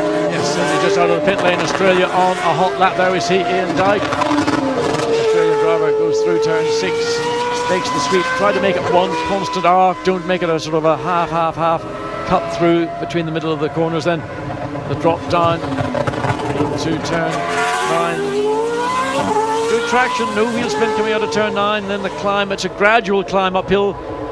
Run the car fairly far out to the left, and then just you get your apex. It's one of those corners difficult to pick up when you're sitting so low in the cockpit of a single-seater. And again, no lack of commitment from Ain Dyke as he goes through turn 11 and 12. No, there never is there, John? I don't know why I bother saying it. No. We knew he's always going to be on it. He's always on it. It's good. He's good to watch. He's entertaining to watch. But can he get the time out of the car? He was only 20th after that first segment of qualifying for the feature race, but he was probably on used tyres. So he's got to make this lap really, really count here if he's to drag something out and get a good starting position for Team Australia. Alan Jones down in the pits will be watching this very closely. Is this enough to really move him up the order? Across the line he goes, and that's a 49.868. Now that's put him into 13th place. It's a good improvement in time, but it hasn't quite got him yet into the top 10. He's picked up 1.1 second, and that's probably more down to the tyre than it is anything else. Well, he's 13th, which is better than being 14th through to 22nd as we look at Neil Yarni in Switzerland. And back now into the Malaysian garage with Alex Young. Alex Young's got a lot of work to do, a 150.102. Going on board with Narain Karthikeyan comes up to start his final qualifying lap of the 4 he will have taken part in this afternoon. Yeah, the clock starts ticking away in the bottom left-hand corner of your screen. Top left, we've still got that target time of Switzerland, the 1:48.425 in purple. It's the purple patch we're looking for. The purple times indicating the fastest times of the day, and with 7.25 minutes left in this final segment of qualifying, what can Karthikeyan do here? He always runs the curves. He ran like coming out of turn 2. He's also usually the latest on the brakes. Just keep an eye coming up here. Normally it's about 100 metres. You brake coming into turn 4. I'm sure that Narain Karthikeyan will sneak that down to somewhere about 90, maybe 95. He does love the brake pedal, and he uses it very effectively, sometimes to the detriment of the car, the stability of the car. So green, that means personal best to that point. So the first sector looks as though he's going to improve on his previous time. He's 11th provisionally on the feature race grid. So the green colour there on the S1 indicating that he's certainly improved on what he's done so far in qualifying for the feature race. Up the hill he goes. Now then, just got to keep that momentum going. He's got to try and sustain it, keep it smooth, not let it get too ragged. That looks quite tight. He runs the car out wide, but no problem there. And back down into this fast section. He's looking good, certainly looking to improve on his 11th place. He's going to be somewhere inside the top 10, but how close is he going to be to those front runners? Well, he runs the curve everywhere you look on board, and you see him right out to the very edge of the curve. Now this final sprint down the back straight up to 260 kilometers per hour. Again, braking just inside the 100-meter board, locks up the brake. That's the difficulty. Braking late is wonderful, a great feeling for a driver, but it can unsettle the car, and a small lock-up like that in itself doesn't seem to be much of a problem, but it can shave those hundredths of seconds away. India goes 6th fastest with that lap. It's a 1:49.543, only 2/10 faster than his previous best, but it has moved him well up. That's how close it is. Once you get into the 1:49s, boy, you're looking for every hundredth. And Adam Carroll, Team Ireland, comes out. He's about to go onto a flying lap. As he comes down this, the final back straight, keeps the car well over to the right. He wants to, in fact, when you're not on your flying lap, you can take a different line into turn 14 to give you the best straight line shot off it, whereas when you're on a flying lap, a different situation. So Team Ireland currently in 3rd place after that excellent 1:49.2 for Adam Carroll. But remember, he's on used tyres here, isn't he? So to actually improve on that is pretty unlikely unless he finds something miraculous. Well, I think the confidence he may have gained from that excellent lap may well encourage him to forget about the fact I haven't got new tyres. He might think, right, I've cracked it now. I know what I've got to do to get the time out of the car. And one flying lap, while it takes a small amount out of the car and out of the tyre, it ought not to be something that, if he didn't get anywhere near to matching that 1:49.2, he's going to certainly be in with a shot of being in the front 3 rows of the grid. That's right, and that's what counts, and the car looks good there. He holds it tight, but yet the car is sliding. There's a bit of correction there through 6, but he holds it well, doesn't run too wide. And now he's got to keep it neat through turn 7. This is where we've seen a few in the gravel trap. Oh, Adam, that's long. Well, I wonder was that why? I suspect he saw suddenly just coming up ahead of him at a rapid rate of knots to the back of the Italy car, and I think that Adam Carroll is, well, you can see just frustration, he's just floored the throttle, and to all intents and purposes he's jettisoned this lap. Yeah, that was a good save though, wasn't it? Let's just see. Or did the car in front have a little mishap and kick some dust up? It did look a bit dusty, didn't it? Certainly on the inside of the corner, now whether there was dust or whether he hooked a wheel on the curb on the inside, whatever it was, it threw the car way off where it needed to be. And for Adam Carroll, well, the hopes of consolidating that third place, maybe improving marginally, is questionable now. In fact, I think Adam Carroll's going to have to rely on that third qualifying segment, 1:49.2, to try and keep himself in the top 3 rows of the grid. It's all greens for Germany as well. Personal bests coming up from Michael Ammermuller, and he could well move up. He could challenge Switzerland and France. A very fast lap coming up from him, but let's see what Ireland does. Ireland hoping to hold third. I don't think this is going to be any quicker. Remember, no, it's on used tyres, and that's cost him around 0.8 of a second. Now he's going to have to sit and wait. What's Germany going to do? Germany could move ahead of him. Yes, second. Germany's gone second. That's pushed Ireland down to fourth. Great lap from Michael Ammermuller, but he will come under threat himself from France behind and potentially from Great Britain. We've got USA in a hot lap, New Zealand in a hot lap, Brazil and Mexico, they're also in a hot lap. Here we are on board with Johnny Reid coming up round into turn 10. We're watching Oliver Jarvis as Team GBR makes his way down the pit lane. It's all happening now. We're into the final 2 3/4 minutes of qualifying here at Sepang, and the final stages of qualifying for the feature race. New Zealand desperate to move up the grid slightly from where they were. Doesn't help, does not help. That's the back end of the car drifting away, and in that drift it'll also be time. New Zealand down in 7th on a 49.6. He should have improved. The lap looked very good, but that would have taken a couple of tenths away. Brazil also want to watch, potentially, certainly up in the top 10. They're down at 14th at the moment, so Sergio Jimenez could well move into the top 10. Now then, where's this going to place New Zealand? They need to be a little higher than they are. They're 7th at the moment. Oh, and he goes one better, 6th, and I think they'll be a little disappointed with that. They were expecting more here, and here comes Brazil now, trying to move up from 14th place, and he does 4th! 4th place for Brazil! Excellent, good run, Sergio Jimenez, superb 4th place, 2nd row of the grid, bumps Ireland down onto the 3rd row of the grid, currently alongside Team GBR, who have just gone out. They're just completing the right lap, going onto a hot lap now. Now, what about Canada? Robert Wickens, very impressive in the qualifying for the sprint race. Now he's got to try and do it all again for the feature. He's 5th on the grid for the sprint race. Can he do likewise for this one? At the moment he's down in 10th place, so this needs to be a good lap. He's done a personal best, but he's 3/10 down on the first sector compared to Switzerland's fastest time. The car didn't look quite as stable coming through turn 6, as we've seen. Another runs from Rob Wickens, lets the car run out. He's got so much confidence in this car, just lets the car flow, and he just controls it, throttle and steering, that's all he needs. France also on a hot lap behind, so is China. But let's just focus on Canada for the moment. Can he keep it all together, try and move up from 10th position and have 2 solid starting positions for both races? He's been finding it pretty hot and humid here this weekend. From Toronto originally, although he's been spending the last few months in Europe, in fact, so everybody travelling from Europe certainly getting a shock to the system, dealing with this heat and humidity. Too greedy on the exit, too greedy, too much right foot, and that'll cost him a little bit. Canada currently on a 1:49.6. It should have been a quicker lap. It may well be fractionally quicker, but it's not going to be enough to put him up into the top 3 rows of the grid. Let's see what it is then. He comes out of that final corner. Canada looking to move up from 10th position with new driver. No, he doesn't. A 49.726. It's actually a fraction slower. Here we see again what happens coming out of turn 13. The car just runs too far wide, and it gets down on the curb, and it gets on the down slope of the curb, which drags the car further off to the left, and then crash bang wall at the bottom of the car gets a hammering. France, Loic Duval, neat, tidy, very, very efficient.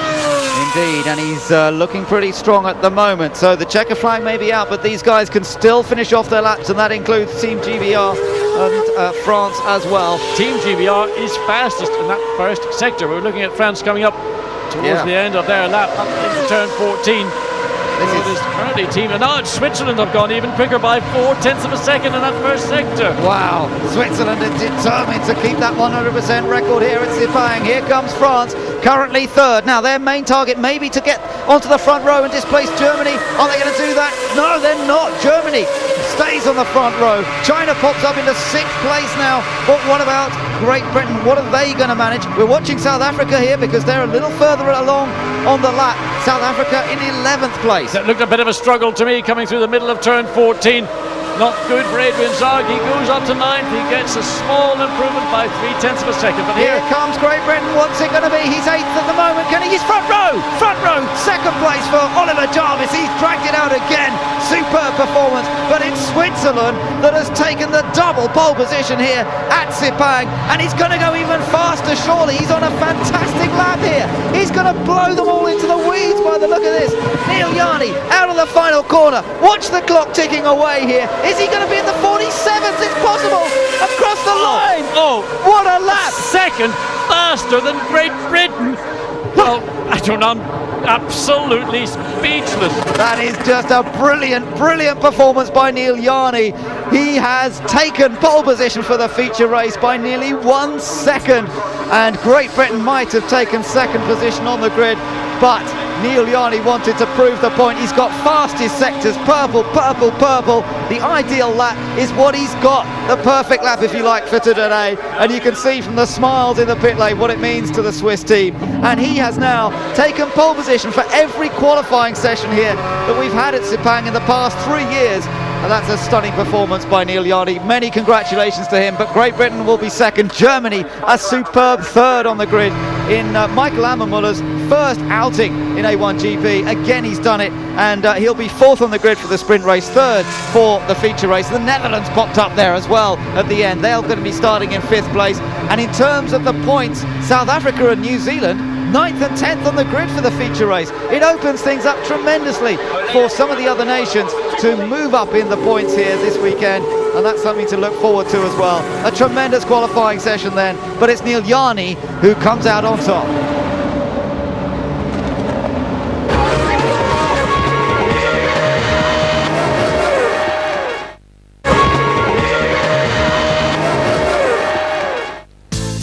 Qualifying action from Sepang over. The sprint race grid determined by sessions 1 and 2 looks like this. Neil Yarni recording another pole start at Sepang. France in second with Loic Duval back in the car, and GBR will start in third. Sessions 3 and 4 deciding how they're going to line up for the first feature race of this circuit at Sepang. Confirmation of that 100% record for Switzerland in Sepang. They line up in top spot. GBR in second, and Michael Ammermuller on his debut in third for Team Germany. Oliver Turvey of Team GBR and Tony Jardine joining me in the studio to cast their thoughts over that particular qualifying sessions. And let's start first of all by starting with session 1, Tony. Ollie Jarvis warned as to the pace of Switzerland before these qualifying sessions got underway. Just how blisteringly fast was Neil Yarni in that first session? Well, he was so quick and so confident that he just seemed to build on it through all the 4 sessions. But, you know, we're talking about a very, very experienced driver here. We're talking about a man, and that was just a little moment that he had there going through to turn 14. Lost a little bit of time and yet still managed to be so dominant. Very, very difficult, very deceptive track with so many lines in here. But he was discovered by Peter Sauber a long time ago. He's come through the ranks of being test driver in F1, IndyCar driver. He's just showing his class here. You mentioned the deceptions of this track. Adam Carroll suffered in that first session by taking the car off it at one particular stage, Ollie.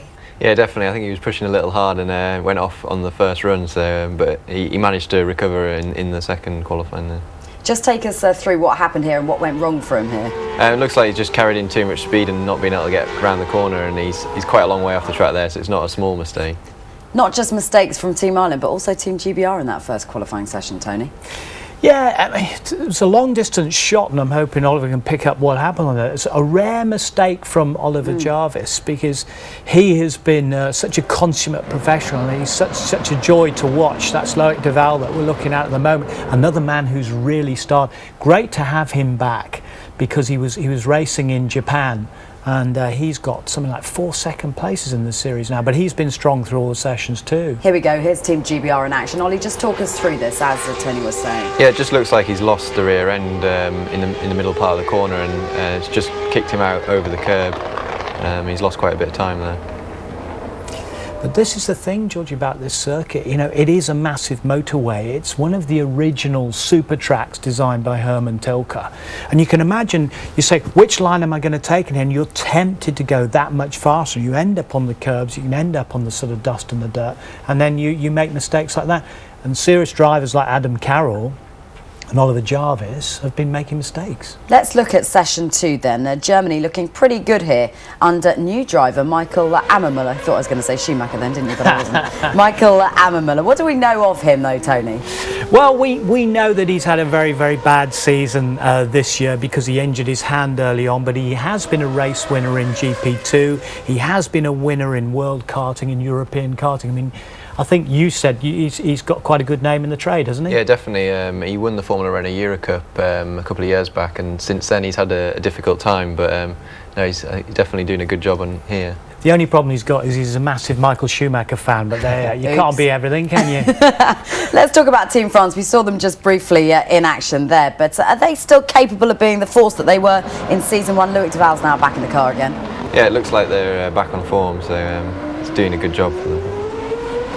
Yeah, I think that the French team have always been strong. They've always had this underlying strength. They have said that they really want to get back to their championship winning ways. But I think they're going to have to do it with Duval. They need to get him seriously because he's got a big program in Japan, which takes him away for a lot of the time. We're going to skip session 3 because we're running short on time and get to Switzerland in session 4, because Switzerland has to be the story of the day here in A1GP. Certainly at Sepang, they did manage to totally blow away the opposition in session 4, didn't they? Well, Oliver and I kept looking at the computer down here and saying, it's really that almost a second ahead, and they were. But again, you know, you're building on the confidence, you've got such a good setup. You notice that Max Velti, the team principal, he was watching closely. James Robinson there on his left-hand side of the screen, who's the engineer. You know him, he's done a great job engineering that car, hasn't he? Definitely. James Robinson was the engineer at Great Britain last year, so he knows the car well. And it just looks like Neil Jarni's really got hooked up for the whole lap and just put it all together there at the end. But it's amazing to be a second up. Thanks very much, chaps, for the moment. A1GP, unique in motorsport for putting drivers against each other on a level playing field, of course. Speaking of playing fields and fast cars, in a fortnight's time, the Race of Champions is turning the world's richest football stadium, Wembley, into a racetrack and bringing that man, Michael Schumacher, out of retirement to go head-to-head with a host of big-name stars. It's going to be some spectacle.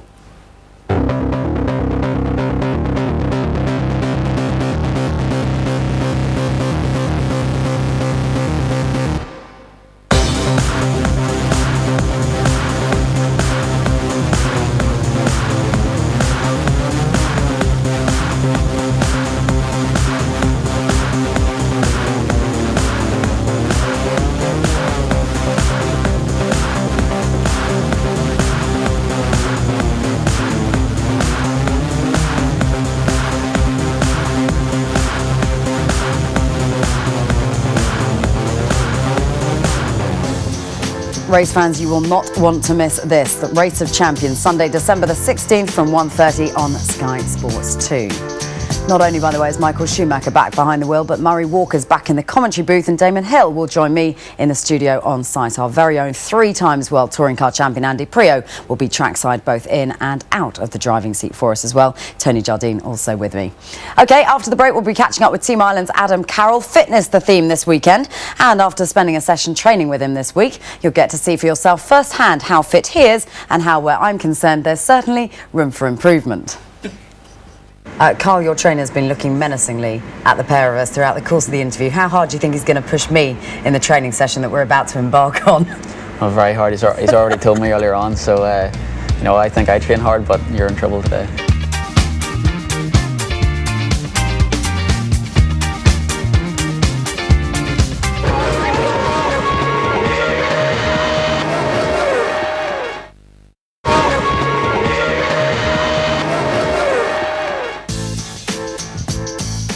Welcome back to A1GP Malaysia from the Sepang International Circuit this weekend. Now, we've had an extended break since Brno, so we thought it might be a good time to remind you of where the series is headed from here on in. Over the past 2 years, A1GP has travelled far and wide across the globe to a variety of different racetracks. This season is casting its net even further. This weekend, we're in Malaysia at the Sepang International Circuit for Race Weekend 3. December sees Zhuhai in China make its A1GP debut as it hosts the World Cup of Motorsport for the first time. 2008, and once again the stunning setting of Lake Taupo in New Zealand will no doubt wow the race fans for a second time. A1GP back in Australia in early February in Eastern Creek, Sydney on the 2nd and 3rd. The popular street race of Durban back on the map this season. South Africa, the venue at the end of the month. The business end of the calendar sees a trip to Mexico City, that's in March. The penultimate round this season will be at the state-of-the-art Shanghai International Circuit in China. And this season culminates at the home of British motorsport, Brands Hatch, for the finale in May. Plenty there to look forward to. In a moment, your chance to win prizes in our Team GBR competition, which we're running this season. First, though, congratulations to Guy Kilby from Woodford Green in Essex, who's the winner from the Brno weekend. If you'd like to put yourself in the frame to win a selection of Team GBR goodies, including signed T-shirts, programmes, caps and photos, all you have to do is listen carefully to Team GBR's Ollie Jarvis, who has this weekend's question. How many races has A1 Team Great Britain won? Is it 2, 4 or 6? Just to confirm then, how many A1GP races has Team GBR won? Is it A, 2, B, 4 or C, 6? To enter, just send us an email at a1gp@skysports.com or go online at skysports.com/A1GP. We'll announce the winner in our next show from Zoo High. Don't forget that all winners throughout the season will automatically be entered into a draw to win a fantastic weekend's hospitality as guests of A1 Team at GBR at Brands Hatch next May.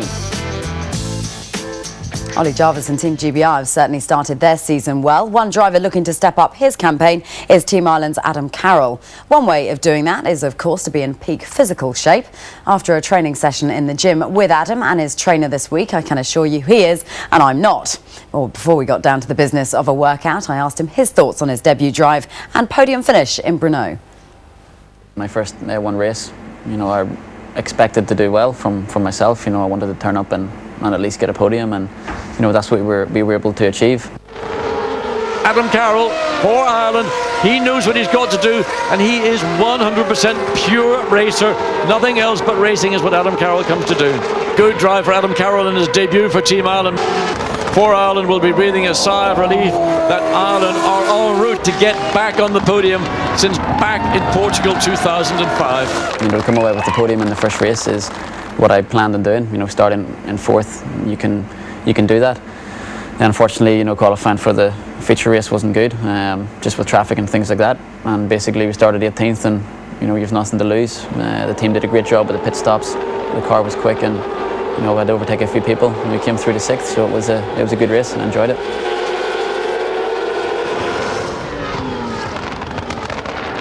Adam Carroll is nothing if not brave. Not the outside for him, I'll take the inside.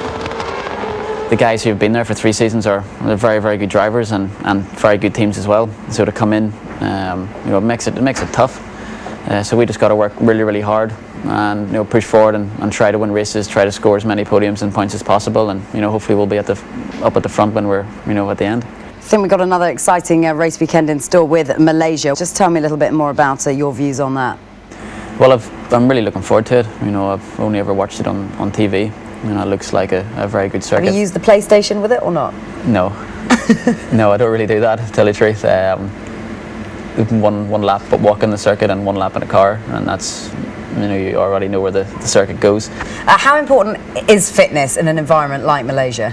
The cars are very heavy steering, and it's quite a long race, like an hour and 10 minutes. And it's not so much the heat, 32 degrees or something like that. It's not so bad, but it's the humidity out there. It's going to be like 97% or something like that. So, when you live in England or come from anywhere around this part of the world, it's not exactly hot or humid. So, you just got to train very hard in the gym, get yourself very fit and strong, so you're prepared for the tough conditions. And we go out there early enough, so when you arrive on Monday night, you have Tuesday, Wednesday, Thursday and Friday, so that's long enough really to acclimatise and get ready for the weekend. Carl, your trainer's been looking menacingly at the pair of us throughout the course of the interview. How hard do you think he's going to push me in the training session that we're about to embark on?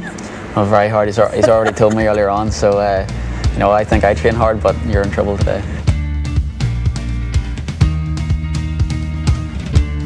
Okay, come on guys, let's keep it going, keep pushing through. Posture's nice and straight. It's just the start of a tough session today, so keep driving through.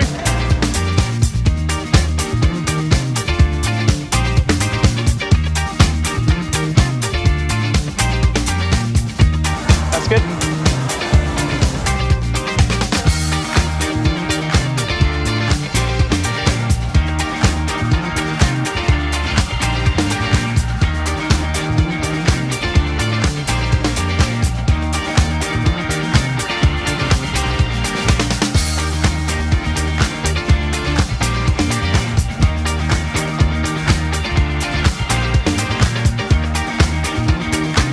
Okay guys, that was a really good workout. Time to hit the sauna and relax. I looked like I was enjoying myself far too much then, I can promise you I absolutely wasn't. Tony Jardine, away from the fitness side of things, most notably me.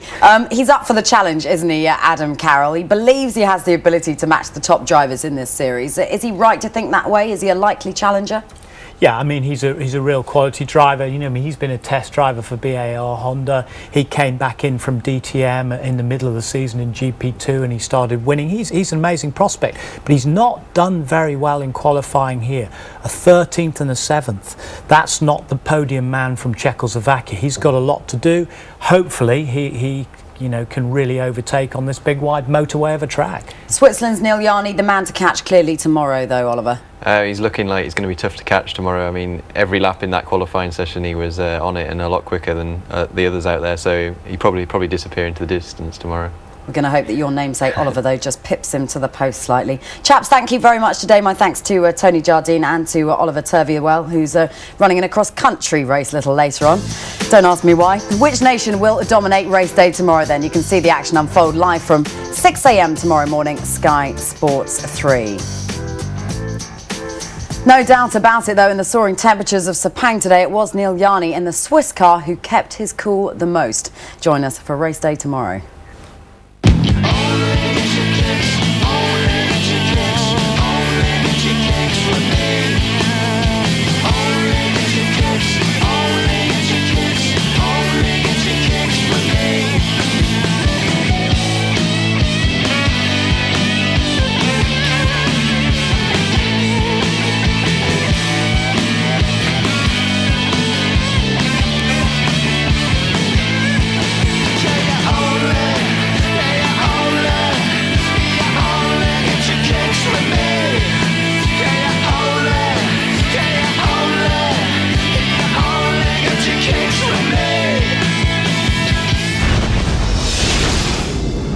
More sport, news and views at skysports.com.